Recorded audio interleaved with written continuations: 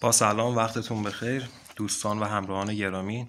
جلسه قبل راجع به اسامی و رمزگشایی اون صحبت کردیم که با توجه به علم اسامی و رمزگشایی کاتبان دربار باستان که یهودی بودن و تمام دفینه ها و کارگزاری و هدایا اونجا انجام شده، یه سری توضیحات مقدماتی رو دادم. حالا خدمتتون میگیم جلسه بعدی راجع به اسامی که هخامنشی هستن میخوایم صحبت کنیم، در ادامه بهش میپردازیم.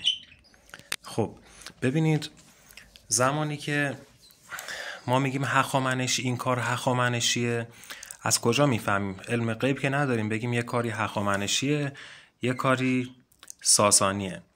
ما میایم اسامی رو مشخص میکنیم، میپرسیم از ریش سفیدای محل، از قدیمی ها یا خود محلی های اون روستا میپرسیم. مثلا میپرسیم آقا اسم این کوه چیه؟ میگن آقا کوه سفید. خب کوه سفید از دوره ایلامیان بوده تا ساسانیان ما نامگذاری کوه سفید رو داشتیم. میگیم اسم چشمه چیه؟ میگه چشمه سفید. اسم دشت چیه؟ مثلا دشت شاه یا دشت شاهان. و اسامی مختلف. اسم این سنگ چیه؟ مثلا سنگ پیرزن، سنگ عروس، سنگ داماد، سنگ دختر و سنگ سفید، سنگ سیاه، سنگ اژدها، سنگ شتر. هر سنگی، هر اسمی با هر گویشی، آذری، فارسی، کردی، هر اسمی باشه معنیش یکیه. مثلا تپه سفید توی همه، مثلا عرضم به خدمتون که روستاها به اسم تپه سفید معروفه. تو زبان آذری ما میشه آق تپه، تو فارسی میگن تپه سفید. یا مثلا سنگ اجاق میگن اجاق داشه، تو آذری، تو فارسی سنگ اجاق. اینا همش یکیه. همون موقع که اسامیان انتخاب شده تا همین الان اسما یکیه، تغییر نکرده. خب ما الان رو اسمای هخامنشی میپردازیم. یه نکته هم جلسه قبل بهتون گفتم، هر جایی که کار ما هخامنشی بود ما دیگه کاری به جوغن و نماد و این اون ور رو نگاه میکنه، رخ رو به اون وره، شطور کلش این وری چرخیده، لاک پشت مسیرش دم نداره، اصلا کاری به این مباحث نداریم. همه نمادها اصلا درست، من میگم 10% درست، ولی اون 10% فاکتور میگیریم، کاری نداریم بهش. ما وقتی یه مکانی هخامنشی بود میریم به سمت غرب. مثلا یه مکانی رو داریم، من اینجا اسامی بعضی از جایی که هخامنشیه نوشتم، تو کل کشور داریم. یه امامزاده‌ای داریم به اسم پیر حاجات، کلمه پیر توشه، میفهمیم محیط هخامنشیه. یه امامزاده‌ای داریم به اسم مثلا زبیده خاتون، مثلا حمید خاتون، سکینه خاتون، میفهمیم کلمه خاتون اومده، هخامنشیه.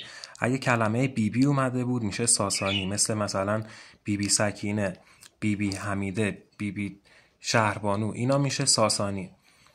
کلمه دربند، مکان فوق العاده ارزشمند از نظر منی که میدانی تحقیق کردم، آکادمیک، و حالا اندک تجربه‌ای که دارم به عنوان شاگرد بهتون میگم، تمام این مراحل رو بذارید کنار، هیچ مکانی به اندازه دربند مفید و حرفه‌ای نیست به لحاظ بارگذاری.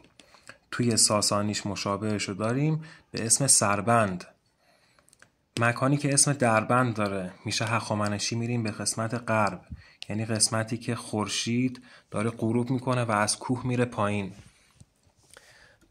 مکان بعدی ما روستایی هستن که اسم اولیا، وسطا یا سفلا دارن، مثلا شاه آباد اولیا، شاه آباد سفلا، مثلا زرین اولیا، زرین سفلا، زرین وسطا. یا توی شمال خیلی زیاد داریم، تو مازندران، سمت آمل، چمستان، بابل، کلمه اولیا و وسطا زیاد داریم. اولیا میشه تدفین خاندان سلطنتی، یه شخص بلندپایه سلطنتی اونجا دفن با همه اموال. اومدن مردم رو کوچ دادن اونجا، شلوغ شده، روستا شده که از همین دفینه و گنج محافظت کنه. کلمه وسطا وقتی باشه توی جایی، اموال وزیریه، دیگه تدفین نداره، اموال خاندان وزیری توی اونجا دفنه. کلمه سفلا وقتی باشه توی یه سری کتاب ها، حتی کتاب ها که میگم به این صورت نیستش که برید کتابخونه بگیرین کتاب بخونید، توی کتاب هایی که توی این کار هست، کلمه سفلا وقتی میاد یعنی مکانی که تدفین یک وزیر یا یک سردار بلند پایه هخامنشی هست که تمام اینا قاعده و قانون داره. مثلا توی سفلا یه مکانی داریم به اسم سفلا، مثل قلعه سفید سفلا، یا مثلا کوچه سفید سفلا، یا هر اسم دیگه ای که سفلا داشته باشه قبلش یا بعدش. شما میری به سمت غرب، میرید به سمت غروب آفتاب، این کوه مثلا اینجا دیگه خورشید داره، نقاشیم هم خرابه، خورشید داره میره پایین، میره به سمت غروب داره میشه. شما این ور میری دیگه، این ور نمیای به سمت طلوعگاه، جایی که این کلمه ها بود میای به سمت جایی که خورشید داره غروب میکنه. این قسمت های کوه رو میگردی. اگه دره‌ای باشه، دره داشته باشه، قسمت یو شکل رو میگردی، این قسمت یا این قسمت، اینا رو میگردین، استارتر کار پیدا میشه، یا تپه است یا سنگچینه یا فرونشسته، یک کدوم از ایناست. زمانی که شما کلمه دربند رو دارید خیلی تفسیرش جداه، خیلی سخته، تو یه دونه جلسه بعدی خدمتتون میگم رمزگشاییشو کامل. کلمه خاتون تفسیر و رمزگشاییش مقدار راحت تره و خاتون جایی هستش که تدفین همسر یا دختر شاه ایالتی میشه. حالا کلمه ایالتی و ولایتی هم خدمتتون میگم.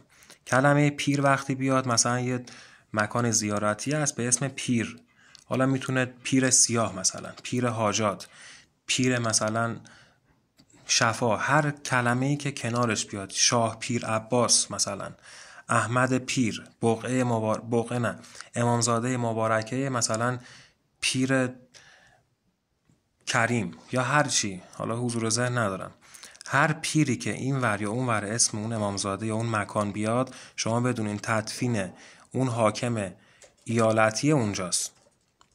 خاتون وقتی بیاد همسر این میشه. توی ساسانی برعکس ایناست، جایی که بابا باشه میشه همون حاکم یا شاه ایالتی، جایی که خاتون باشه میشه بیبی.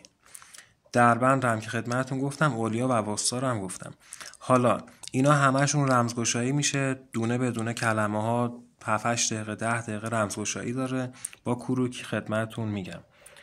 میریم الان سراغ اسامی روستاهای 11 گانه. من یه استوب کنم. اسامی روستاهای 11 گانه رو هم جداگانه می نویسم با توضیحات و انشالله در کلیپ جداگانه‌ای خدمتتون تقدیم میکنم.